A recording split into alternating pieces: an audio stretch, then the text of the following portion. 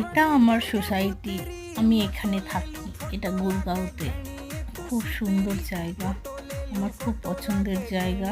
জানি না কতদিন থাকতে পারবো, কিন্তু এখানে আমি থাকি। আমি মর্নিং ওয়াকে বেরিয়েছি, তাই জন্য একটু ছবি তুলে তোমাদের পাঠালাম।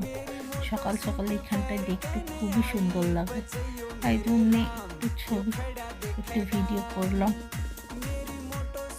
দেখো কি সুন্দর জায়গা, ফুল চারপাশে লাগিয়ে রেখেছে, খুব সুন্দর করে মেনটেন করে এরা। চলো বাই, গুড মর্নিং সবাইকে।